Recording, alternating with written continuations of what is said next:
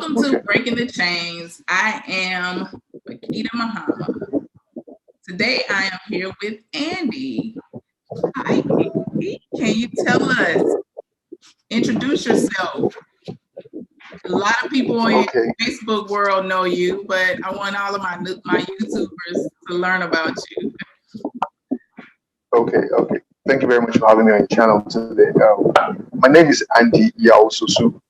That's my government name, but I prefer to go by Ayodele Yao Susu because I don't like Andy. Andy sound. Andy's white. So we can go from there, but let's leave that. Let's put that. Let's just leave that out. I was actually born in Lagos, Nigeria. Okay. My parents had me there. My parents had moved to Lagos, Nigeria, somewhere around maybe like the late 70s or early 80s. Thereabout, they had me and my siblings there. But they're originally from Ghana. My mom is Ghana. My dad is Ewe. So I was in Nigeria for like 25 years here. I had my basic education there, part of my university education there, and all that good stuff. So I moved back to Ghana in 2014. Yes, 2014 to be precise. Yeah. So I've been back to Ghana for like 6 years, if I'm correct, or 6 years. But I always went back and forth, during vacations and stuff like that. My parents bring us down. That's how I got to learn the language. Me, my family members, and my family members always came to Nigeria and stuff. So pretty much that. I work for MTN Ghana. Okay. Yes. Yeah. So So that's basically that. For now, as time goes, stuff. So I will do some more stuff as time goes. All right. So I really wanted to talk to you because I don't know how we became Facebook friends, but we are. And I'm really interested in like the fact that you seem to be so knowledgeable about us, which I find to not be, it's not really common. Huh? Yes. You're correct. Yeah. You're correct. I get that a lot. Because it's not really common. We don't find that there's a lot of people on the continent who know who we are and who know what we've been through and all of the things like that. How did you become so, I guess, woke? Like, how did you get there? Okay. These days the word woke is like kind of used in a derogatory manner, but let's just go with it. I understand where you're coming from. Well, I've always loved African Americans. My uncle used to live in California, when I was younger. So the good stuff always came, my Game Boy, my shoes, my stuff, my toys always came from America. So I liked America, but I didn't really I never looked towards white Americans. It was always African Americans. I like how African Americans dress. I like how they talk, all that good stuff. So, I've always loved African Americans. So, I like rap music and all those kind of things. I used to like it. I still like it. I like how they dress, and so I like the culture, and stuff like that. There are different aspects of the culture, like every other culture, negative and positive. I like everything. In fact, I used to like the negative more, but as I grew, I understood that, there was much African American culture than what I saw on TV, rap music, gangbanging, and all that kind of stuff. It was way beyond that.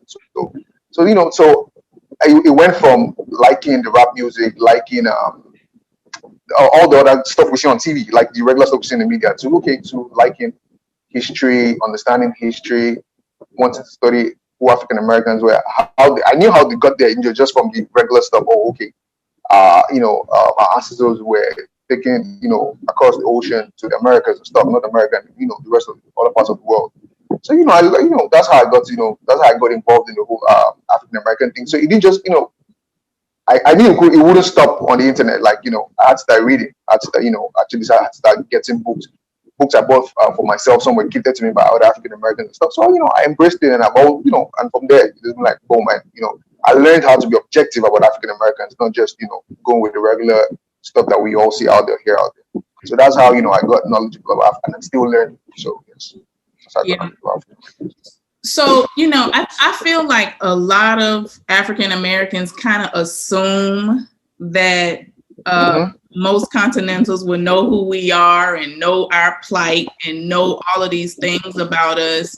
And I know for a fact that a lot of times I find myself explaining like who I am, because of course, before I open my mouth, no one knows that I'm not a Ghanaian or I'm Yeah, not Nigerian. absolutely. They don't know that. But as soon as I open my mouth, of course, I sound like an Obruni. So it's kind of like, I think it's kind of like a confusing sometimes. Like, what yeah. Okay, apparently, when you talk, there's like, they're like, how come you look dark but you're sounding white? That's how they perceive it. Yeah. Right. So it's like, it's confusing. Yeah, and some have no idea that they're Africans or African Americans, or I don't know, Afro Brazilian, Afro Caribbeans. Right. You know, like other parts of the world. Some have no idea. Some have an idea, but some just have basic idea. Oh, okay, Africans were taken, on slave ships and stuff like that. Were captured and stuff. But some do not. So you're bound to get stuff like that. But some are actually knowledgeable. Some know. Some there. Some like me. Some know. So you're bound to have this kind of experiences. But I think people that do not know are more than people that know. Absolutely. That's what I believe. Absolutely. That's what I believe. They're more. So these are things that we should expect. But the average Ghanaian selling in Mokola market or selling check by the roadside doesn't really care much about geopolitics or they just want to survive. So I'm not sure they are looking into things like that. I'm not sure they want to know who Martin Luther King is, who Malcolm is, Khalid Abdul Muhammad. I'm not sure they really care about stuff like that. Exactly, and it's the same way. It's the same way here. Like, most people don't know Kwame Nkrumah or Patrice Lumumba, or like, they don't know. So like, you can't really expect it. And I think I'm a little surprised when I see so many African Americans who get kind of put off by the fact that Africans don't know anything about us besides what they may see on TV. Because a lot of times, because they want to, here in America, what we see about Africa is negative. There in Africa, what they see about us is negative. So, and it's because, we don't own any of the media and all of that stuff. So they get to propagate, they get to say what it is, and most of us buy it. So I guess I just would want to, first, have you ever been to the US before? No, I haven't. Never. Wow. I don't know why. I guess it's not the first. I get that. It feels. I get a lot of people are like, here before, like, people are like, you lived here or something. Yeah, I get it a lot of times. People are like, I get up into the US. I'm like, no. Are you African American? No. Like, see my face. Like, I've not been there. I've never been anywhere. So yeah. I get a lot. Like, people always asking me. I was like, no, I've never even applied for a visa before. None. So maybe probably West African visa, like I get at the border and stuff. Apart from that, nothing. No, I haven't. Wow. Never been. Wow. Yeah. So let me ask this, because this thing that I think we see a lot of the African American perspective, but I don't think we get enough of the continental African. So why do you think that there seems to be such a divide between us? Like, it's always so much fighting. Yeah. Okay. You know what? Why do I think? Okay, this is just my opinion, but I'll try to. First of all, I think both sides. Okay, like on the continent, we have this thing called what do they call it? Tribalism. Like, people think one ethnic group is better than the other.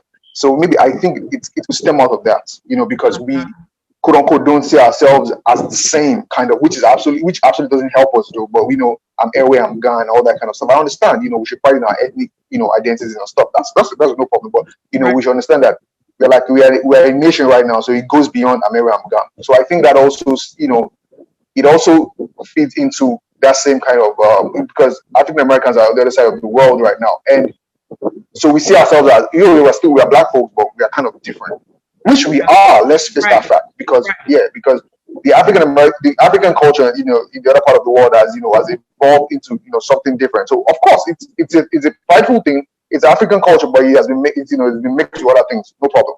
So I think another thing that where the divide also comes from is the whole slavery thing, because people don't look at it holistically. People are like, they also sold us into slavery. So that's another divide, and if I understand, if I can remember clearly, even during slavery, Africans that were born in the US saw themselves different as Africans that were brought freshly onto the plantation and all this kind of stuff. Yes. So that divide has always been there. Yeah, it's always been there. So I think it has always been there. And even to this very moment, the way Africans were portrayed in the media, in the US and everything, prior to this regular media we have right now, the way we were drawn in newspapers and all this kind of stuff, like we look evil and all this kind of stuff. So it's like, okay, African Americans will definitely do, because of the kind of things that we propagated about Africans of the continent Africa, they really don't want to associate themselves with people like that, because like donate 50 cents a month or whatever, or a week or whatever, to people with flies on their heads and all this kind of stuff, things like that. You're like, people, those things are fed to people, and people, just watch them and think like, nah, I'm not from there, I don't want to be from there. Even though I know there are a lot of people that still, still recognize the fact that that's how they got to the US, but there are also, other groups. So I think that's where it stems from. It comes from, us not seeing ourselves as one people on the continent, then the transatlantic slave trade and all those kind of things. Those things like that. Then then the media and all those kind of stuff. So I think that's why we don't see ourselves. African Americans don't see themselves as wanting to be African and all this kind of stuff. Yeah. But nonetheless, I'm glad we have the internet right now, and things are kind of changing, because I remember there was a brother that came up with, I can't remember, was it a hashtag or something, that when he said go back to Africa, he kind of twisted it to make it come up with the good parts of Africa and all this kind of stuff. So when he stretched it, it came up here. So so that's why I think that's why it comes from, not wanting to be African, where the divide comes from and all this kind of stuff. Yes, yeah. So probably the field Negro, the house Negro, and all those kind of things. Those divides. Yeah, that's I totally agree with you. Now, one thing that I struggle with myself is how when Africans come here to America, how they look at us and how they treat us here. And I know that many of them would say that we treat them different, or we treat them like we're better than them, and we feel like they treat us like they're better than us because they're from the continent. And I think it's because I think there's a little, if we're honest, I think it's a little bit of jealousy on both sides. It's like we would be jealous of the fact that where you come from and you have all of the things that we lost, and you're trying to you're coming here because for whatever reason you feel like we have some privileges that you don't have. And I think that's a lot of where some of the teachers come from.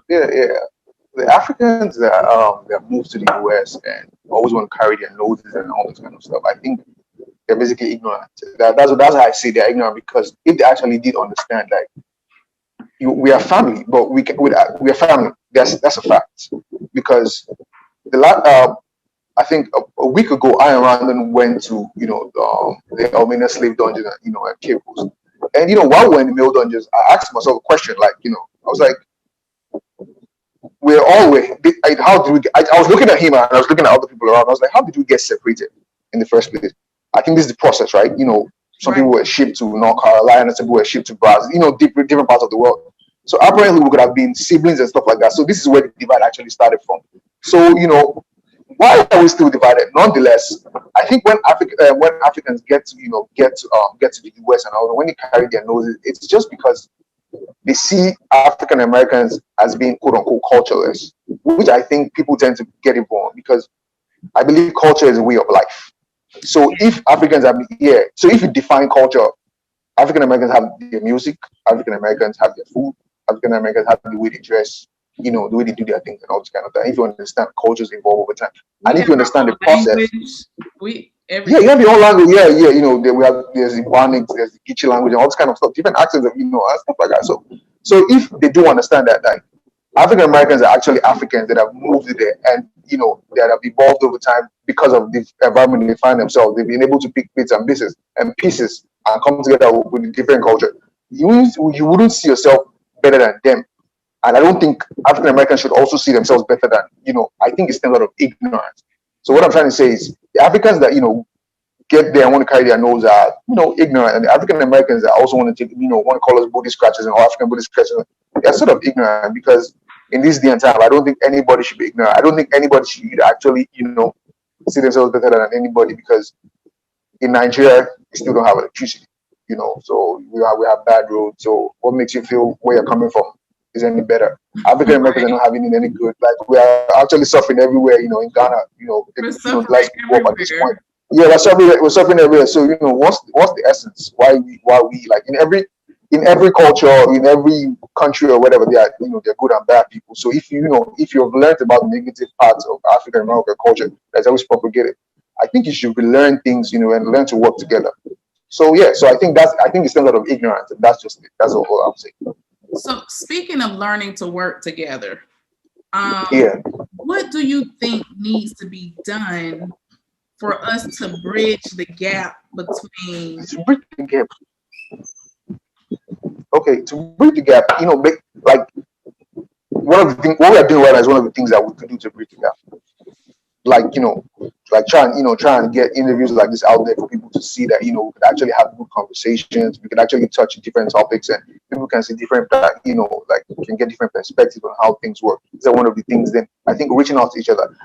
But I want people to always understand that you have to reach out to honest people. That's the first thing that I believe that that would help us work together. Because if the other person you're trying to reach out to is not honest, then I don't think we're going to be able to work together. Nonetheless, it's reaching out to each other, being honest, and I think that is going to help us work together. But because apart from being honest and being an upright and moral person, I want to work with another person that looks like you and puts in black first. I really can't put anything at this point that is going to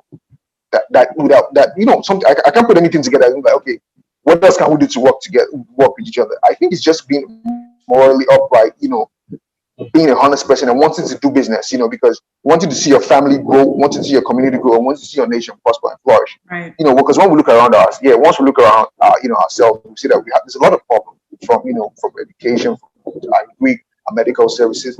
So we should be wanting to work. We should want to work together, to improve our conditions and stuff like that. So people coming together, working together, I think it's a must. So why do we always want to go our separate ways, one fight to them? I don't think it's necessary. So these are one of the things we could do right now. Have conversations around it, then get to work, not just have conversations. Get to work, so, right? Yeah. Right. Get to work. Yeah. Just put your expertise, whatever you can offer, just put it out there. Everybody doesn't have to be, a dashiki wearing Pan Africanist and come up write 100 books. If you're a salesperson, let people know that a black person can actually, be a salesperson and be a prolific salesperson. Right. If you're a medical doctor, stuff like that. So like what Randon is doing right now. Yes. Randon is actually helping us. Yeah. So he's helping.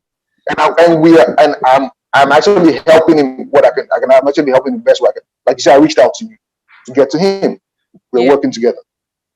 Exactly. But, So with that,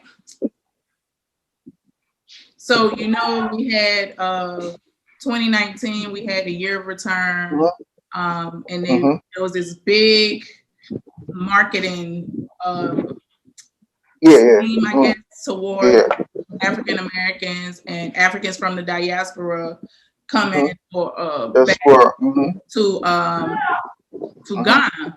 To Ghana. So how do you feel about this renewed sense of wanting to return coming from us? And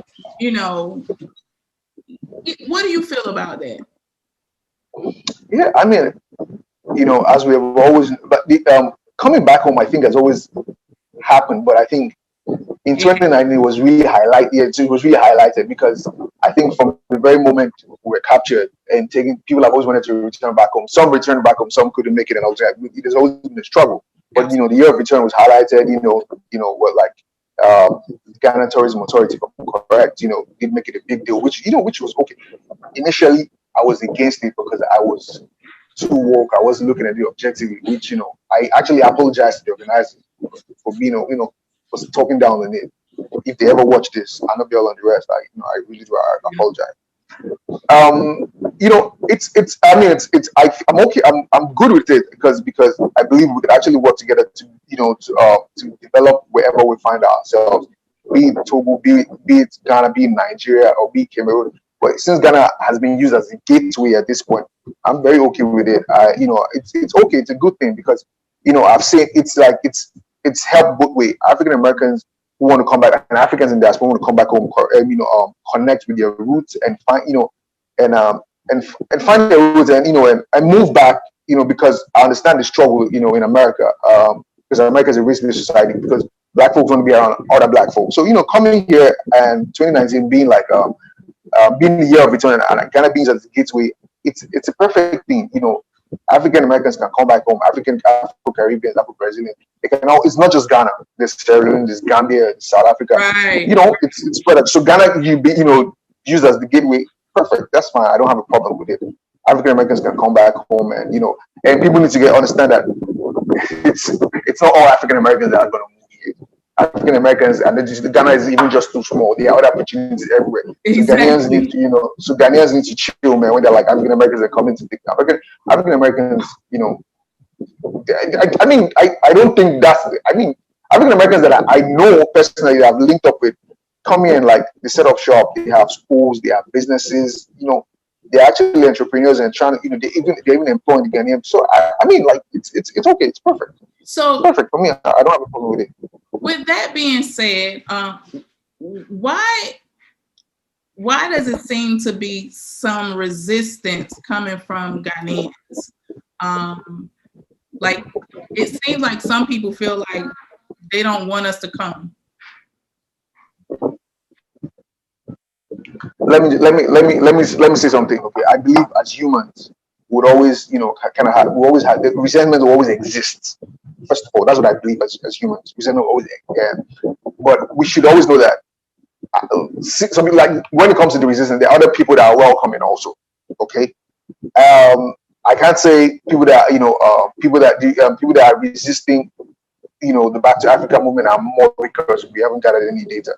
We haven't gathered any data or anything, whatsoever. So, I'm not resisting. I'm open. So I'm welcoming African Americans the best way I can. I can help. I can render the best, the way. So yes, there will be resistance. That's that would happen. I believe it will happen at all. Like I said from the get go, like from the beginning, we it's hard for us to see ourselves as the same people, but nonetheless, we can still work together. We can still move. I think some sensitization has to go around, and all. I think it's always be good if you're coming back to the continent or moving to Ghana, link up with like-minded folks. I think that would help facilitate or help curb the resistance thing and everything. Yeah. So yeah, that's what I think. I know there's resistance, no doubt. I do, because I've read comments here and there and blah blah blah. But nonetheless, it should be expected. But I know we can overcome that. Yeah, I think I expect the resistance also. Because if we're honest, there's resistance when Africans are coming here. There's African Americans who feel like they come here and they're benefiting off of all of our suffering, and there's people who feel a certain way. So we have to expect that there are going to be people who feel a way. But if the majority of us put the right foot forward, then we can hopefully settle the fears or the concerns that people have. And speaking of concerns, okay, there's a lot of concerns coming from African Americans about citizenship and land ownership and free land, or is the land not free? Do it possible? Like it's a lot. Yeah, I get. I see a whole lot of things going on and stuff like that. When it comes to citizenship, okay, I do understand that African Americans they need citizenship, because it will help them. It will make life easier for them on the continent. Right. Because first of all, the reasons why African Americans are and Afro Caribbeans and everybody else are not another part of the world is as a result of what has happened in the past. And African Americans African Americans and Afro Caribbeans will always remember them anywhere they are. So when they come to the continent and they feel kind of they feel being like they're excluded from things they feel they rightfully own, it's painful. It is. It is. Yeah, it's painful. Yeah, because it's painful. Because African Americans don't see the world as every other person sees the world. African Americans don't see the world like the way I see the world. It's different. It's entirely different from the way African Americans see the world. Because Absolutely. because a Ghanaian will see a white man and feel so laid back and chilled, and African American will see a white man won't feel that way. So nonetheless, when when African Americans come here and they see it's like they face this blockade trying to access the basic things a Ghanaian would access. It's painful. So citizenship is important. So I get, but I also want African Americans to understand that it's best for us to when I say us sometimes I just include African Americans and everybody. So it's best for us to go best for African Americans to go through the process. I mean, probably get organized, lobby, and come up with something like they did when it comes to the previous citizenship. But it shouldn't just stop at that. There should be a process where African Americans do not have to go through the regular, maybe like a 2 to 3 year thing where Right. you're here for 2 to 3 years or something. Not through the maybe like the 10-year or whatever period that you have to be here, right overboard and make it all that difficult. But more like a 2 to 3 year span where you can actually gain citizenship. And I'm sure the Ghanaian government and other African governments will actually do due diligence to make sure that they are granting citizenship to the right people and all that stuff. So I don't think it should be difficult. And I know African Americans need citizenship, to have to own land, to have access to to be able to invest in businesses and all that kind of stuff. Because I know the amount of money you have to invest in business at this point is ridiculous. It's ridiculous. It's ridiculous. And coming back, and coming back home and not being able to have access to land, or even when you have access to land, there are a lot of clauses, because you're a foreigner, you can lease it for so and so years and blah blah blah. It puts people back and like, do I really want to do this? Do I want to do right. After a couple of years, will my grandchildren be able to own this land and all this kind of stuff? I do get it. So that's why I said it's important for African Americans to have citizenship. It's important, but I don't like, from my own perspective, I don't just want it to be like, 30 people were given, 26 people were given, or right. 500 people were given. No, there has to be a process. And I think, I think this wouldn't just, happen overnight. I believe it's a process, where I don't know the appropriate, bodies to work with, but I believe when the bodies are being worked with, African Americans come, maybe like the African American Association of Ghana or something like that, at the diaspora or something like that. Offices like that, institutions like that can work together to ensure that this process is set, and African Americans can own land and all this kind of stuff. And when it comes to the land issue, African Americans need to understand that. I believe, I've lived in 3 West African countries. I've lived in Nigeria, I've lived in Ghana, I've lived in Benin Republic. Land has always been a problem. Yep, it's always a problem. Absolutely. It's always a problem. It's always a problem. You could buy your land today. Someone shows up with the same documents, say claims it and all this kind of stuff. So people need to be careful. You need to be careful who you're dealing with. I'm not saying whatever is happening in that space is the right thing, but people need to be careful. Because there are a lot of people out there that want your money. It's not just because you're African American. It's not just because you have some dollars. They will do the same thing to a Ghanaian. They will do the same thing to a Nigerian. They will do the same thing to the Liberian. This is the same thing that happens in Nigeria, in Benin Republic, and in Ghana.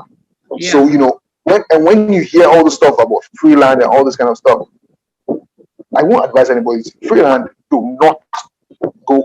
Don't. I always tell people, don't. Get your money together. Get your money together. Go through the right process. And get a land. First thing you need to do is get in touch with honesty. I would always say that. These people will be able to, connect you to the right people on how to get land and all this kind of stuff. So people go as far as buying the lands in their name and giving you the documents and all that. So people are that cool. People do that just to make sure, but Freeland is a no. Freeland is a no. Do not do it. No matter how much they make it seem so cool. 500, because I see all these things going online. 700 acres, you can come and develop and blah, blah. When I see those things, I'm like, I'm like, okay, I can't save everybody, but I just tell my close folks, I say, don't do it. That's what I say. Don't do it. Don't do it. Okay, if y'all want don't do it. Just work, save your money. Then come down here. Buy a good piece of land in a good neighborhood in a good area. Get honest and reliable people to build, and and you can go from there. But all that free stuff somewhere in the Volta, 200 acres somewhere in the Cape Coast, in Takrady, and all that stuff. You so land is always no, it's true. Land is always it's even a problem for the locals. Yeah. So I see it all the time. And the funny thing is, I'm seeing African Americans doing that business too. People that have moved back, and they're absolutely. So everybody's selling land right now. Okay, no problem. I mean, I'm not knocking your hustle, but that's what I say. Just be careful. I'm trying to be diplomatic here, so yeah. I don't try to knock anybody's hustle. But when I see Africans from the diaspora selling land, it's weird. I know. But one thing that I think is a misconception is it seems like people always say, why don't y'all come here and start businesses and create jobs, and I really feel like it really feels like people think that we have money trees, and when the majority of us are just like a Ghanaian, we're barely making it ourselves. And what is happening is a lot of people have to save up to get their plane ticket to come to Ghana. They have to save in sections. So you buy your passport, then you save up for your visa, then you save up for your plane ticket, then you save up for your accommodations and all of that stuff. Like most of us don't have a lot of money. And people think that we're coming because we're coming from America, we have all of this money. So why don't you come and start a business and create some jobs? And it's like, it's not that easy. I have a job myself. So when it comes to I see a lot of times I see people online say, go to Ghana and start a business, go to Nigeria and start a business. And people not doing due diligence, not asking the right questions, just thinking because you have like $50,000 or something, you can just set up shop. And I've seen a couple of people do it, and in a year or two, you're like, businesses don't exist anymore because you didn't ask the right questions. You just thought, okay, because you romanticize the continent or you romanticize the country you're going to. Absolutely. I mean, there are players in this industry, like, you need to like ask the right questions. So people do it. Some people some people do it and some people thrive, and also some people do it the wrong way, and they lose out. Nonetheless, from the Africans in diaspora I've related with, African Americans I've connected with and stuff like that, I do understand African Americans are regular folks. They don't have money growing on trees. But where I believe what it stems from is Africans who have moved to the diaspora, to move to America, most of the times don't let people know how difficult it is out there. How you have to work your ass off, how you have to pay taxes, how you have to have like 2 to 3 jobs, how you have to, because they don't show that, they don't show that side. Sorry. No, they show the access to it. They show the access to education, and being able to have a house where you pay your mortgage, being able to have a credit card where you can buy all this cool stuff, have all the Nike shoes, and nice Fendi coat bags and all this kind of. They show all the spots. I mean, that's good life too, but you need to let people understand that those things come, with hard work and challenges and all this kind of stuff. Yeah. And people need to understand that it's because you have access to those things because of the economy you live in. Exactly. Yeah. Exactly. So those things that's like the regular thing there, because so just like in Ghana here, you can go outside and you can look to the left, see somebody selling fruits. It's just the same way. It's fresh fruit everywhere. Like exactly. Stuff like that.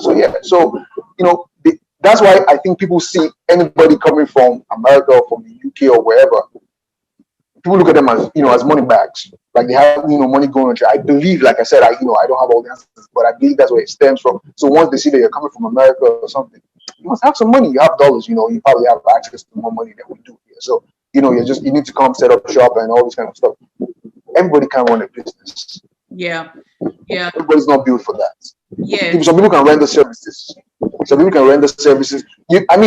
funny to hear someone that has been a nurse for like 20, 30 years, all of a sudden you just want to run a business. Yeah. How does that work? How does that work? You don't have any experience. Yeah, you don't have any experience. You're not trained. And it's not, and you don't even understand how difficult it is for the business, for the people on ground here, to get, to make sure that business flourishes. Exactly. Think you have to ask yourself all these kind of questions.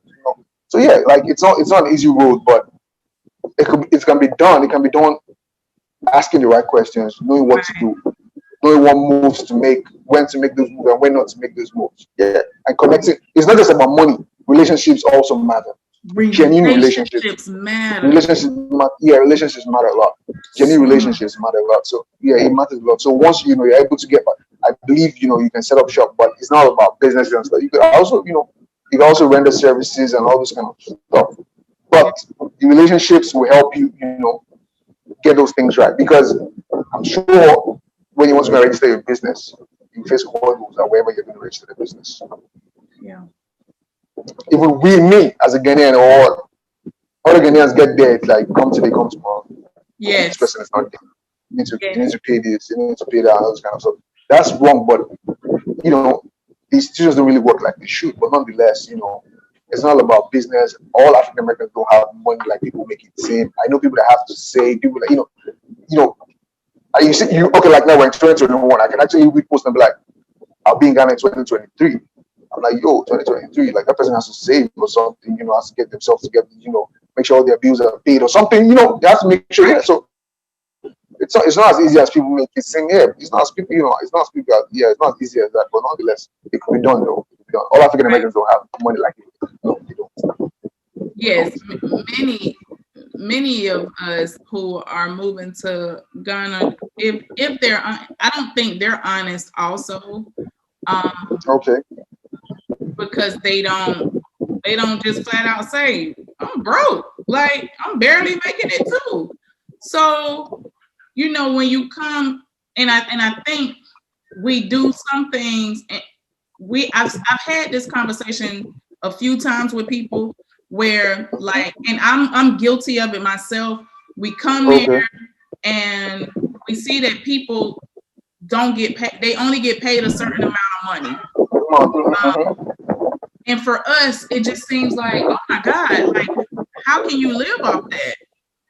But we're not understanding the economy. And even just the fact that most Ghanaians don't just leave their family house at 18 years old.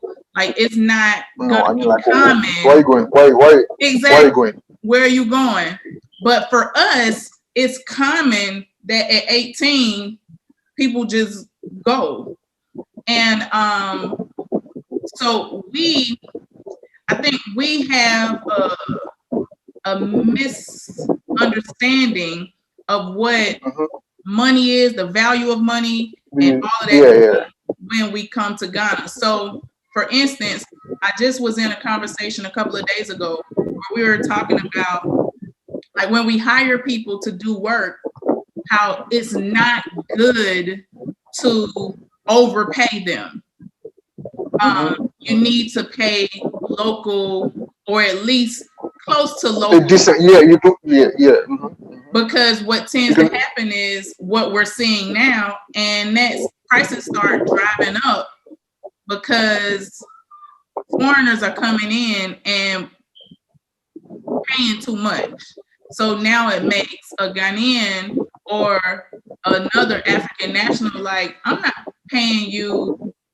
If the going price is 500 CDs a month, I'm not paying you 1,000 CDs a month, which is something that we tend to do. But then at the same time, we'll say that Ghanaians are trying to take money from us. You know what I'm saying? I get what you're saying. Okay, let's put it this way. Okay, if a regular help in the house is paid 500 Ghana cedis, and and you look around, maybe you ask, and you're like, okay, I think I want to be fair. Let me make it 600 or 550. That's fair. That's okay. But it's not a must because obviously that's like the agreed price. Although it's not written down somewhere, but you ask here and there, unless you have it like that, and you're like, I want to pay times two, but I don't think it's advisable. You could just make it, okay, I want to make it 550 or 600 cities. That's fine. But the agreed price around everywhere is like 500 Ghana cities. That's fair. That's fair. But after other folks I don't think anybody should be paying anybody times two. Right. Like, I mean, Ghanaians can still get by. I know people who attack me for this, but Ghanaians can still get by with what they are being paid because other Ghanaians are paying an amount and those folks are getting by. But it's not. You mustn't do what everybody's doing. But just be reasonable. You can actually add something on it. Like like I said, 100 cities extra. So the person because those monies actually, in real sense, people just barely survive with it. Let's just face it. People just survive with it.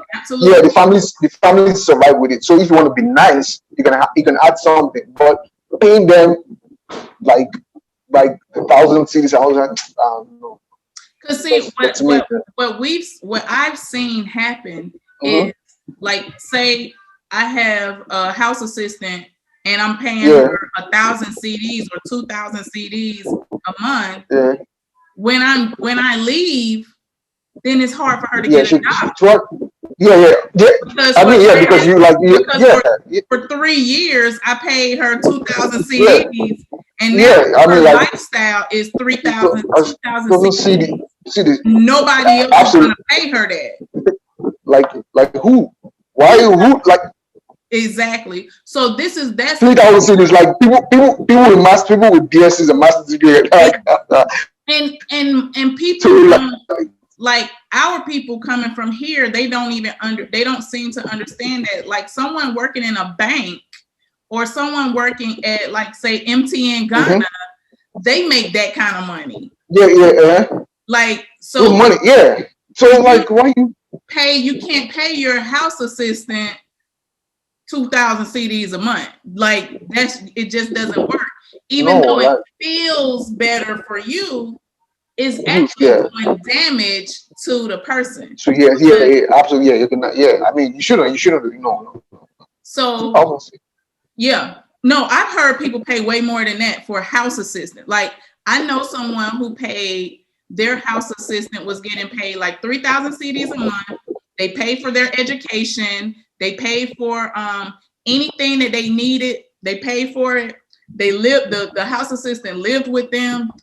It was crazy. And then when that person got ready to move back to wherever they live in Europe, and now the person is trying to help the house assistant get a job, and it's like, okay, they're saying this person is really good and I've been with her for 4 years and all of this stuff. And then when you reach out to that house assistant, they want you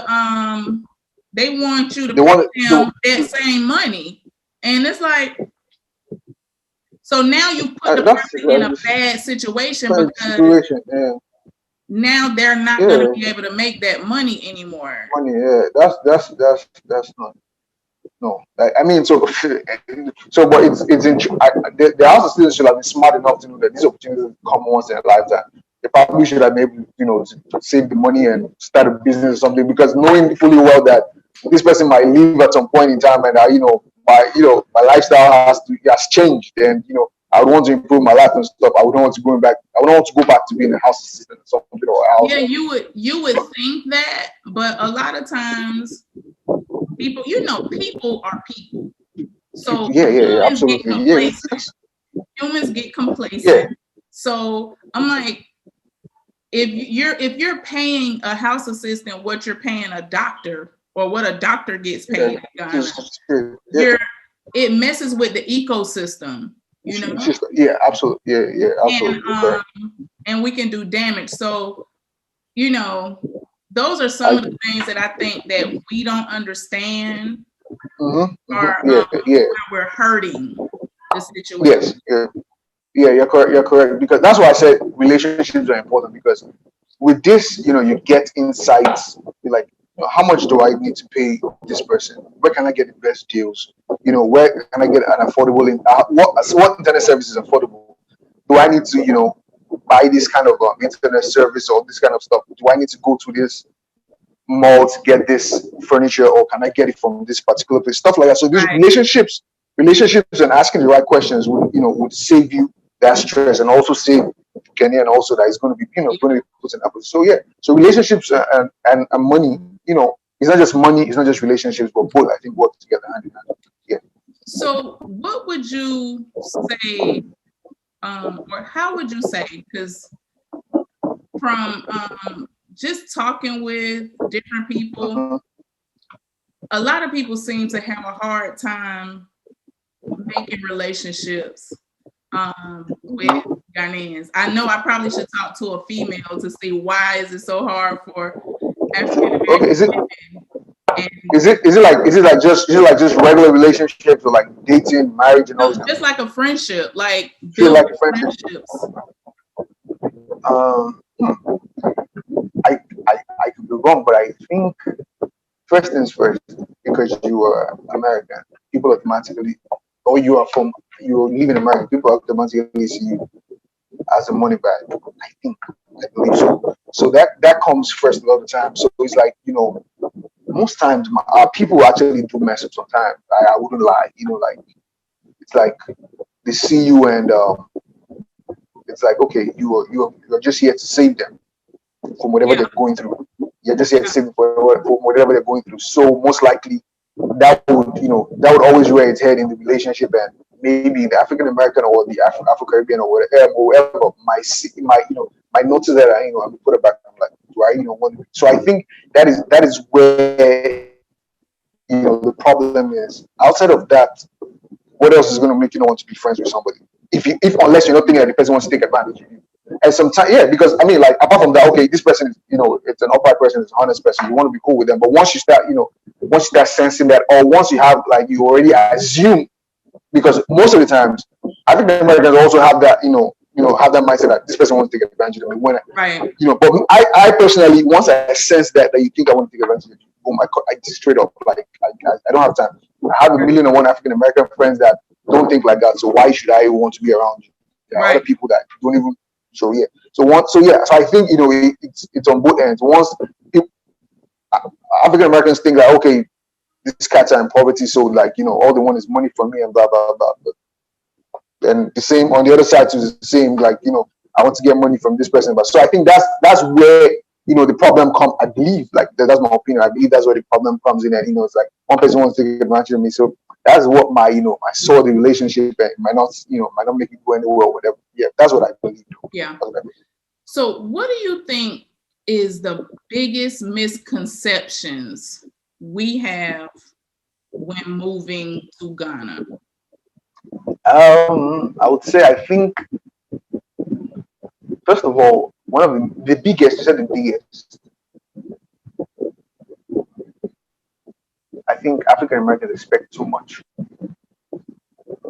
I think that's how, like, they expect too much. I think that's what real. African Americans expect too much. Yeah. The first thing I say is Ghana or other African countries are developing countries, and it's like, okay, let's just go with this. People say, okay, like third world countries and stuff like that. I'm just trying to just describe it the best way I can. So there's a lot. I'm rather developing. Yeah. I don't like third world. Yeah. Sometimes when I'm using third world, it's just like, to drive the point across. But I understand developing. Yeah. So African Americans expect so much. I understand it's not easy to transition. Just accept everything as it is. But that's the reality. When they come out here, our institutions don't work like they should. Yeah. I'm not happy about it myself. Right. Going to an establishment and expecting something that should be done between 2 to 3 working days, like, takes a month or a year. Yeah. I'm not happy about that either. So like, I think that's what I said. You said misconception, or what? There was a word you used when asking the question. I said, what do you think our biggest misconceptions about coming to Ghana I think being in Ghana would be? Yeah, I think that's the way that's the way I can describe it. African Americans expect too much, and it's like it's a developing country, and I think I think African Americans should I'm not just tone it down a little bit, because you might walk into a store, a corner store, and be expecting a receipt. God damn, those people don't have receipts. Yeah, they don't.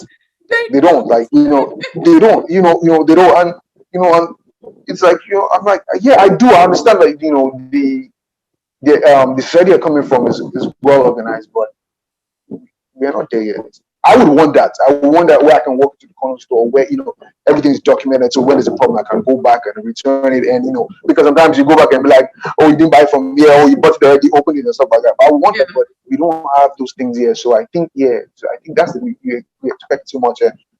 And African Americans romanticize the continent too much. Like, absolutely, all skin folks are not king folks. Absolutely. So yeah, that's just the best way I hope I've been able to do justice, but that's just the best way. Yeah, that's you actually hit the nail on the head. That is exactly how I feel. I think that we all have big expectations of each other. Like, we have our continental brothers and sisters who feel like we're coming. We need to come and save the day.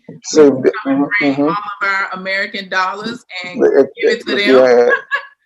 And then we come with the expectation that you all should give so much to us. You need to give us citizenship. And it's kind of like, hold your horses. That's just not how things work in life. But what I do want, like, I want to kind of figure out, like, how do we overcome some of these things? Like, so for one, this is what I wanted to ask you about. Okay. A lot of people, a lot of us feel like, everything is a scam. Everything is a scam. Everybody trying to scam them and everything, especially when it comes to land. Granted, we know, I don't think most people know that in Ghana, like 90% of the court cases are land disputes. Like land. I mean, like, amongst Ghanaians, land issues are big. Like, it's big. Like, like, it's not something you should just throw. Like, if you work for your money, had any money, you won't just want to throw it. Like, you need to ask questions. Land issues are big. Like, you don't play with it. Don't play with it. Are so big, and I don't think we understand that it's not that because you're African American. Like, my husband is Ghanaian, and we've had land issues, and it's just a thing. It just comes with it. And like Ghanaians always say, you just have to exercise patience and stop. I think we jump in too soon on things. Instead of exercising patience and getting in and learning and listening and asking questions and really trying to figure out the system, because the Ghanaian system, there's so many underlying things where it may be this on paper, but then it's actually done like this.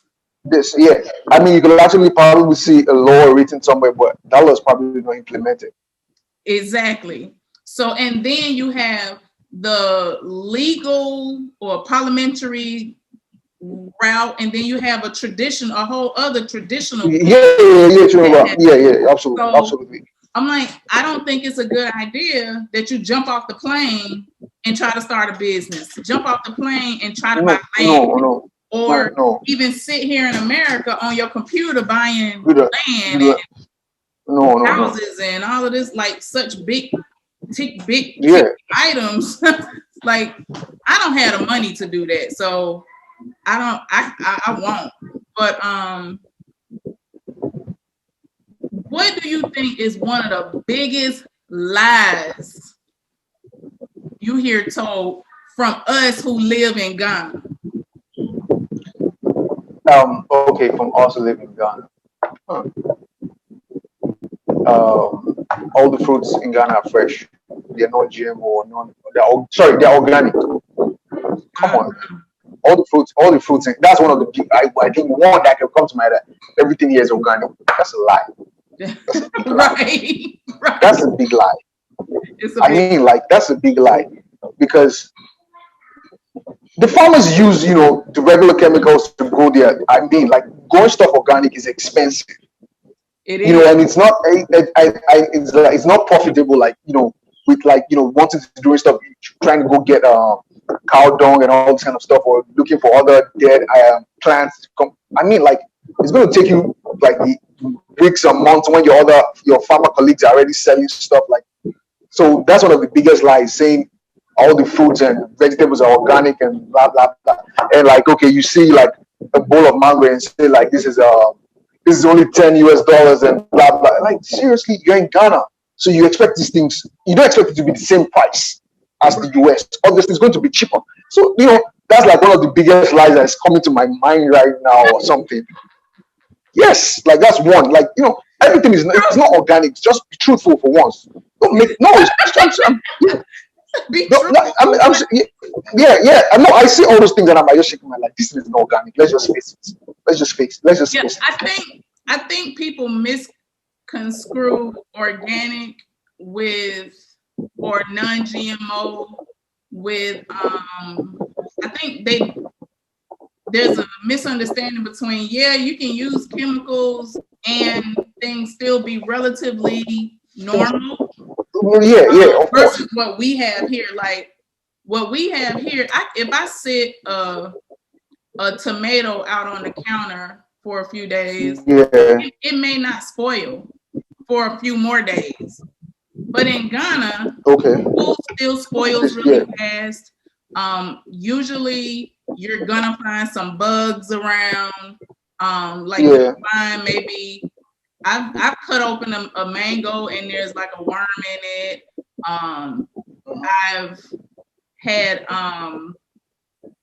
I've had ants crawling on my bananas and stuff like that. But here, to be honest, we don't have that. For the most part, you're not gonna see bugs or animals going after your food. Okay. Now I don't know why that is happening, because I'm not a professional, so I wouldn't answer those. I wouldn't go about saying this is why you have I'm a scientist, and I know. Okay, scientist. Okay, good. I know for sure that because we use so much preservatives and we use a lot of chemicals to save our food. So you may just pick the food early and then take it to the market so it does, and it ripens on the way.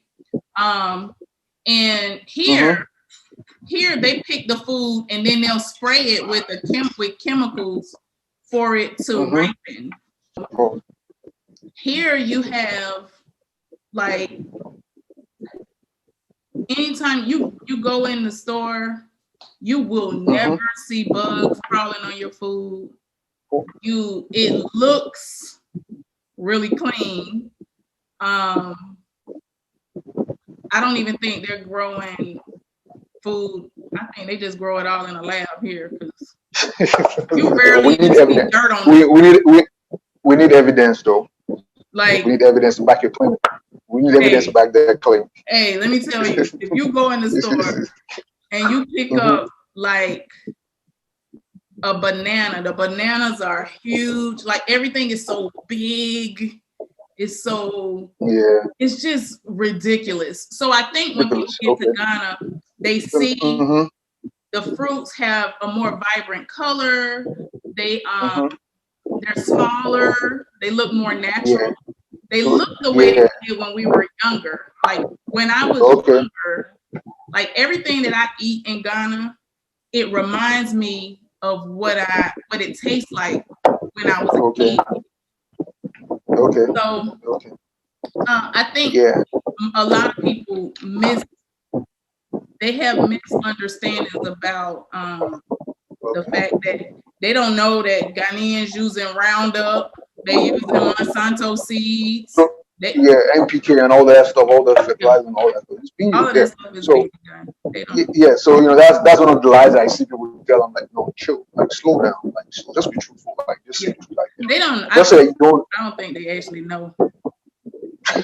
But you can't just be taking wild guesses like I'm saying this is organic and stuff. I know. Then the other one I think people like stop saying that everybody's welcoming. Like everybody's not welcoming.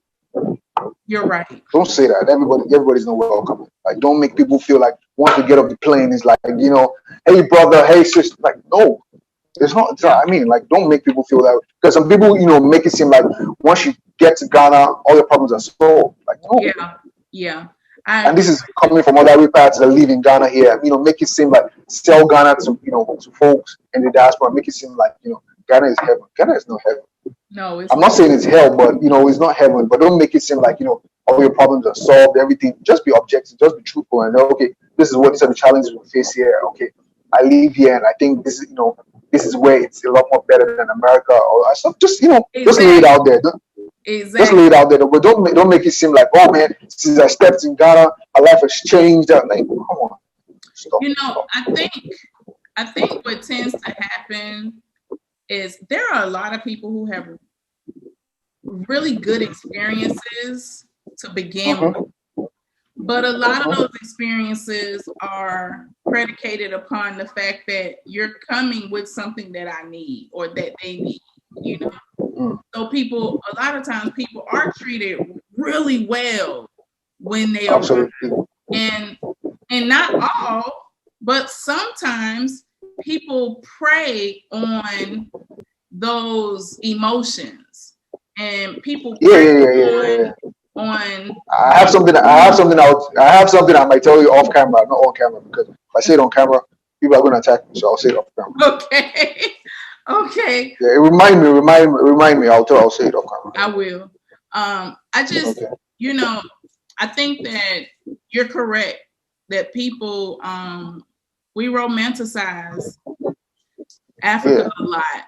And I think we do it because things here are so tough. Like, I do. I understand that part, but don't mislead people.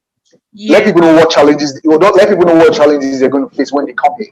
Exactly. Don't make it. Yeah, just let them know. Okay, I think when just like be fair when you're comparing stuff. Don't make it seem like just because I'm black and I live around all black folks right now. Everything is straight, man. Like my life is awesome. Everything is okay. Just be real. Just be like, okay. Sometimes you turn on the tap and it's not flowing. Yeah. Just say stuff like that. Be real. That's like, and it's like it's a headache. It's a headache for me. How much more? How much more you that you've lived? I start coming up with excuses that sometimes in the south or sometimes here, blah blah. Just probably because you didn't pay your water bill. That's why whatever was turned off. So just stop making those weak comparisons. Yeah. Because I could have paid my bill yesterday, or I could have paid my bill like 2 minutes, and I just go home and I turn it and it's off. So don't make all those weird comparisons about or whatever. Don't So people just need to be truthful about what is going on. Yes, there are good people here. Yes, there are moral people here. Yes, just be objective. Like where's wrong, say it's wrong. Where's right, say it's right. Where's blue, say it's blue. Where's black, say it's black. Don't just say everything is it's all nice and black. No, don't do that. Don't do that. Speaking of comparisons, that's one of the things I see online. Yeah. Speaking of comparisons, oftentimes I see like Ghanaians wonder, like, why are you coming here? Why are you leaving small heaven to come to? Yeah, and come to. First things first. Okay, I would say Ghanaians and African Americans don't see the world the same. Exactly. It's a fact. Exactly. So that's where it stems from. The African American lives in a racial society, and the African American understands that because of their skin color, or knows because of their skin color, they're discriminated against, and all that kind of stuff. That African Americans are racially socialized, but the Ghanaian is not. So the African American most likely knows they don't belong in America, and they want a society or an environment where they are welcomed and where they're stuff, and they are looking beyond all the infrastructures, all the big hospitals, all the freeways and all this kind of stuff, all the playgrounds and all this kind of stuff. They're like, I believe my sanity or my mental health or my worth as a person is better off in Ghana or in Togo or something. I think I'm happier. I'm a lot more happier the way, where I have other black folks around me, where I think, I can also connect to my roots. But the Ghanaian is like, I need access. I need access to probably a job. I need access to, electricity. I need access to proper internet. I need the car notes where I can pay for my car every month and all. That's what the Ghanaian is looking for. Like, okay, honestly, have all these things in the US. But the African American is not saying all that stuff like that. Like, nah, man, I don't know all these things. Life is more than this. Like, I need something. So it's like, it's a different. It's like folks see the world differently. African American is coming back to the continent because they want to connect. They're tired of where they live, the way they live in, and all that kind of stuff. Now I can hear. Yeah, I think the Ghanaian or the Nigerian is saying, okay, my cousin that left 10 years ago is done with college right now, has a job, has a home, and all that kind of stuff. So it's like he or she is looking at how he or she can get access to those kind of things and live that kind of life. Yeah. What African American is looking beyond that, like that. So it's like So we need to understand that it's two different perspectives. Yeah, you're right. I understand what African Americans are like saying, like, why are you going to America? Why are you going to this? Why do you want to go? It's like we need to learn each other's views. Yes. Try and put like try and see from the perspective. Oh, okay, I see. This is why he wants to go there, right? Okay. You can actually have the conversation. Why? Because there are actually people that have left here, gone to the US, spent like 10, 15 years, hustled here and then come back home and set up shop and they're doing good. They didn't go there to live there forever. Yeah, so people have done stuff like that. So, we need to have this conversation. Not people just being like, oh, okay, man, why do you want to go to the US and blah, blah, blah. See this fucked up there, blah, blah. I understand. That's your perspective, and which is not wrong. I mean, it's absolutely right. It's not as beautiful as people make it seem on TV and all this kind of stuff. Yeah. Right. So we need to learn each other's perspective. Then when saying, okay, this is why African Americans want to come here, and this is why I want to go there. And all this, and then we can discuss around it and all that kind of stuff. Yeah. So I do. Sometimes I'm like, when I see some African Americans yelling and screaming, like, you think America is this blah blah blah blah blah. I'm like, let's just have a conversation around it. Understand why these guys want to go there. Understand why, and let them understand why you want to come there. And we can meet halfway and have a discussion around this. That's about it. It's not like just saying, you want to go to the white man's land and blah blah blah blah blah blah blah. Let's just face it. Let's be real, okay? There are better infrastructures in America than in Ghana. Let's face it. Let's call it speed. Absolutely. There are better infrastructures. So so if you want to just close your eyes to to reality and I just want to work off your emotions, it doesn't make any sense. It doesn't even make any sense to the Ghanaian trying to make understand. The Ghanaian is like, man, I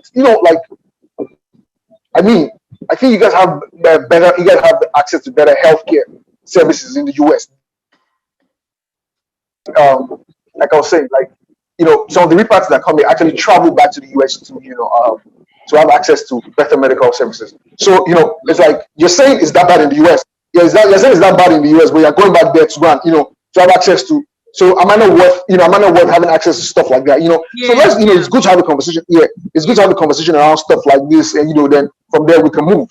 From there we can move. So so it's like the Ghanaians need to understand why African Americans or Afro Caribbeans are moving here and why the Ghanaian also or the Nigerian also wants to leave out and go to the US or go to other countries. It shouldn't just be like, man, don't go to the US, blah blah blah. No, yeah, I agree. I would never discourage anyone from coming here, but what I would say is I think that continentals who come here, I think they do a disservice to the people because they don't say, listen, when you get to America, you're gonna have to work 2 or 3 jobs just to pay your rent. You're gonna have to live like you may have to live in a house with 20 other people. Yeah. And y'all, everybody pay a little bit here, which is what most foreigners from Africa, India, China, when they come, Mexico, when they come here, that's what they do. They come here, they live together, they build together, they have their own communities and all of this stuff or whatever, their own stores, their everything. They even have food and stuff imported. So I think that they should be honest about the fact that it's really hard here. It's really hard. Yeah. And the fact that like a lot of us here feel like these foreigners come over here and they get better jobs than us, and it's all because we went through so much and they come and take advantage. Then they talk shit about us, whatever. But the truth of the matter is you have people who are working, like who are willing to live 10 people in a house or 15 people in a house, but they don't tell their family back where they come from that that's what's going on. They don't say, they just make it look like they're doing it all by themselves, and they're not. And I think that is the driving force that gets a lot of our people on that side wanting to come here, because when their people come here, like you said, they make it look like they're living large in America, when in all actuality they just could be just barely making it. What I want to do is I want you to just give us some last words. Like, what is your advice for those of us who are coming to Ghana and we're it is our hope to repatriate and, you know, be there for good? What would be your advice? Okay. My advice is, first of all, visit Ghana for, don't just up and leave the US, okay? Visit Ghana for like maybe like two to three times if you can, or if not, you know. And when you come here, there are different views of Ghana. There's a view, like the view Ghana, when you come to Ghana as a tourist, you see, you know, like the good parts and all this kind of stuff. You be taken to the nice spots and everything, you know, cool restaurants and all that thing, nightclubs, you know, probably luxury, you know, cool Airbnb and all those kind of things. But there's more to Ghana than all that you see. So when you come here as a tourist, maybe like for like the first time or something, then you know, after you go, I can live here, but then you come and, you know, and you hit the reality that, like, man, when I go to the immigration, I have to like sit there for like an hour or two. Or I'm told brother Kofi that's supposed to attend to me is sick. I have to come like tomorrow. I come tomorrow, it's not there. You know, you start facing reality and like, okay. So, you know, visit a couple of times. You know, establish relationships. Even if you have money to get things done, establish a relationship with honest and genuine people. That's one, you know, money and relationships would help you go far, but the relationship, I believe, would help you more, because when you have money and you have a good relationship, the person can actually advise you on how to spend your money wisely and what to do and know what to do. Because sometimes you may have money and, you know, you just build money, and I've had people come here and, like, you know, in like a year or two, you're broke and you have to move back and all this kind of stuff. Whereby the monies could have been used, you know, well and stuff, like if they had good relationships and probably managed properly. So, you know, establish relationships. Don't come here with $20,000 and think that you can, you know, you can make it through and all this kind of stuff. Hello? Yeah, don't come here with $20,000 and think you can make it through, and, you know, you're going to multiply them, blah blah blah, because $20,000 is about 100 and something thousand Ghana cedis and blah blah blah blah blah. Nah, don't be. You'll be shocked.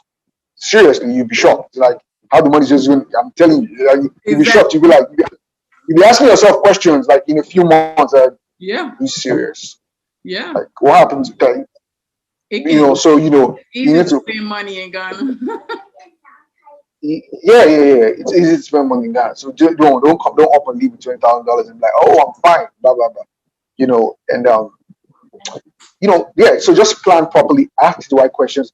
Right now there are resources. I'll call resource like what we're doing now. This is like a resource people can refer to.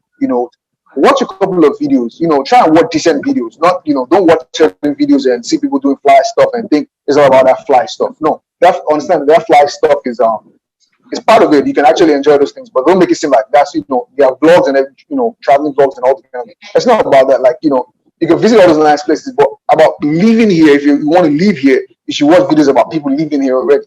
There are different YouTube channels where you can have access to proper information and all this kind of stuff. And don't romanticize the continent. When people tell you stuff about the continent, ask like 3 or 4 other people. Or if somebody tells you something about Ghana, like man, Ghana is given citizenship. Like just ask how is the process, and you find out that probably it's not as easy as the person is making it sound. Ask questions. Ask 2 or 3 people. Ask 2 or 3 people.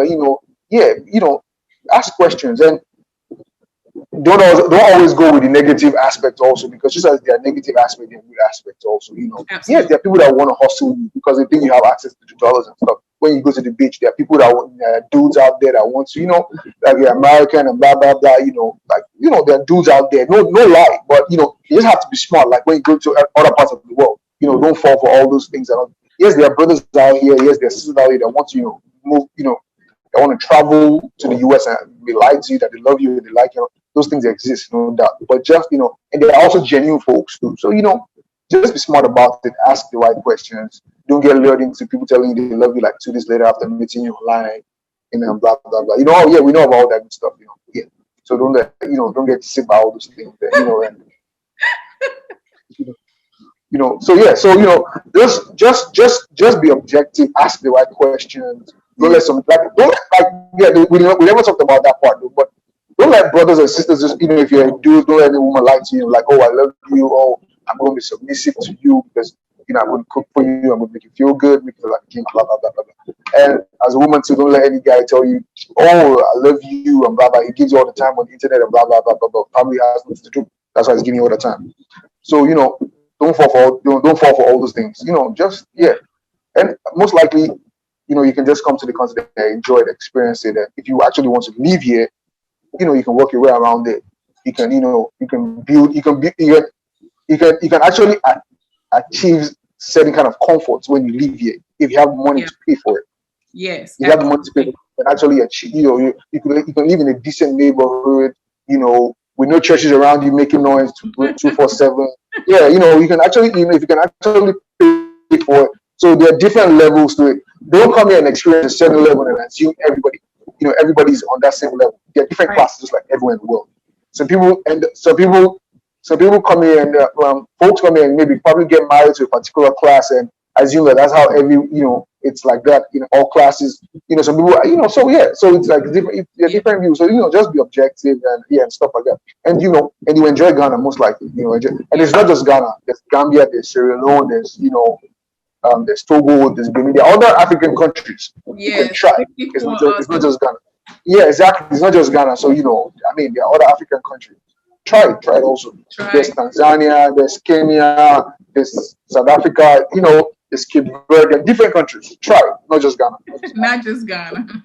But I understand that most of us are thinking that we're young of Central and West and Central Africa. I understand. So where people take DNA test, it links us here. But there are other opportunities in other countries. You can also try. Absolutely. You can also try. Absolutely. I totally agree with you on everything you said. I am so happy that you took time to talk with me. Most definitely. I want to have more conversations with our continental brothers and sisters so that we can start to better understand each other and build the relationship that we want. And I appreciate you for doing the work that you do. I know you may not even see it as work, but just showing people a different side of the African youth that you do know. Like there are people who know who we are. There are people who are who understand us past rap and stripping and all of the negative stuff. You know, I really want us to not only get it out there that we aren't that, like we're mostly. I mean, like that's not just who African Americans are. Like it's like that's just for the most part. Most of us are law-abiding citizens who, of course, just trying to live. Just like in Ghana, most Ghanaians are law-abiding citizens, really nice people. You know, like it's so many different things, and this is why I really want us to have these conversations, and we need to have hard conversations also. Of course. I mean, like, I do. You know, I also want to say something. Before I forget. From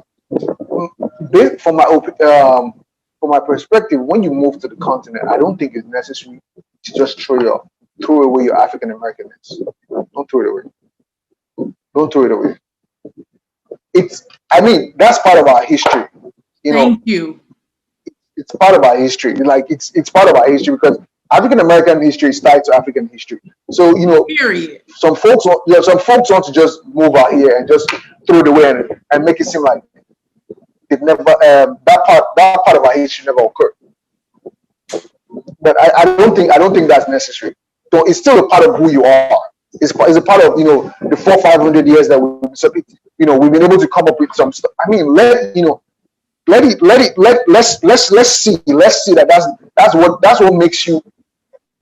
what makes you unique as another kind of African. The experience, the history, and all that. Let's also see it because a lot of us enjoy the African American culture. Make it visible. Don't just come and just want to bury it and be like, no. There are good parts you can always exhibit. You can always show. Always be proud of.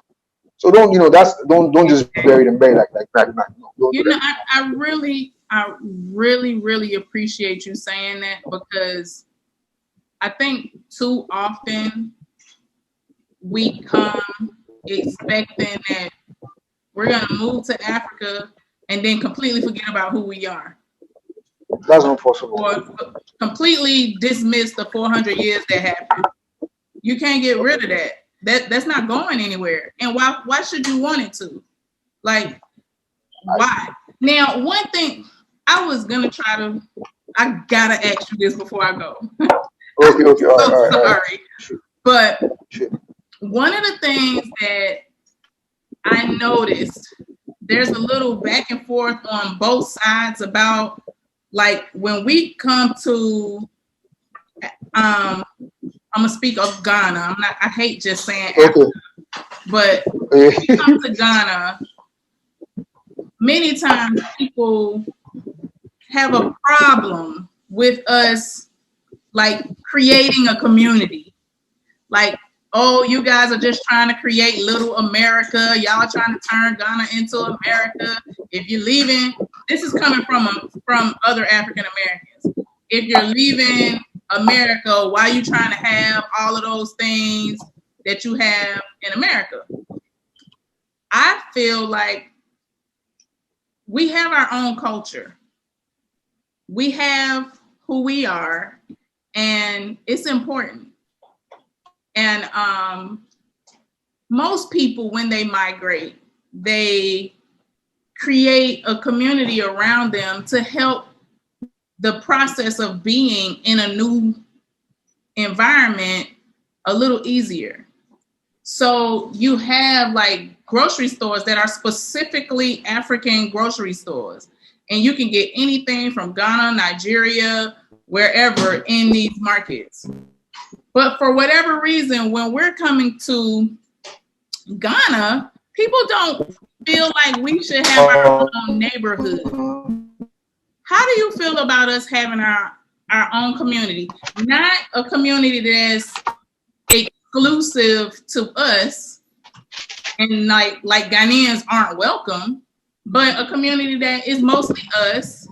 We have like a provision store that has like things that we're used to, or whatever the case may be. How do you feel about that? Like, Because I think some people think that Ghanaians would be offended by us having our own communities. But how do you think? Yeah, I've heard that. I've heard that conversation. I've heard that people talk about it. But I think it's only. I think most of the times, from my perspective, I think most of the time, why African Americans tend to live around themselves, if that's actually a big thing, which I doubt if it is for support. Absolutely. Why is the internet going in and out? Yeah, I believe it's for support, because when you live in a new environment, when you move to an environment where the people are kind of different from from who you are, unique, or they're different, just like people. You always want to live around people that you are sort of familiar with, but that doesn't mean you don't have a relationship with the locals. Living around African Americans doesn't mean you don't have a relationship with the locals. Exactly. I mean, it doesn't mean you don't have a relationship. So, living across from another African American or living in the same neighborhood with another African American doesn't mean you don't have a relationship with the local. So I don't really see it as a big deal, because, like you said, when Ghanaians travel to Ghana, most likely they live around other Ghanaians. Absolutely. When they come to America, most likely they deal with other Ghanaians. They shop from other Ghanaians. Most likely, they do things where they go to church to other Ghanaians. Yeah, they go to church. Yes, yeah, they do. Yeah, they do other Ghanaians. And you need to understand that, in as much as African Americans live around themselves, they will always interact with the locals. So I don't see anything wrong living around yourselves. Because when you go to the market, you're still going to interact with the average Ghanaian. When you go to the mall, you're still going to interact with the average Ghanaian. So living around doesn't alter your relationship with the local. Right. You get. I mean, so I don't see anything. I really, because it's impossible to just live in an environment without interacting. It's not possible. So having your house and having your neighborhood with other African Americans doesn't take away from the fact that you live in Ghana. Doesn't take away from the fact that you definitely interact, because whoever is coming to fix your air condition is a Ghanaian. Is Brother Kofi. Whoever is coming to do your laundry is probably so you still have so living on. I just believe it's because of the support system and making things easier for people to transition. People need to understand that it's an environment that people are not really used to. So I believe it's only human, to want to live around people that you are familiar with for a little while. I think people should need to people need to be look at things holistically, kind of. Don't just be like Exactly. I mean, I can live around African Americans and still be learning tree, and still be learning Ghana, still be learning area. Yeah. I mean, it doesn't change anything, And if you live in a particular neighborhood and maybe you actually you actually bring something from the US that is actually beneficial to the community, there's nothing wrong with that. Is what's wrong with that? Like, what's wrong with that? Like, I mean, so I mean, like, if it's beneficial to the community that you're living in, with maybe like a recreational center or something, I don't see anything wrong with it. Like I said, why do people just want to throw away, the experience that Africans have had in the diaspora? Like, if they import a certain culture, as long as the culture is healthy to the community, I don't see anything wrong with it. Exactly. Cultures evolve over time. Cultures evolve over time. Yeah. Culture is not static. Culture is not static express. I think a lot of people have this mentality that. So I mean, I honestly don't see anything, except maybe where I have a problem is.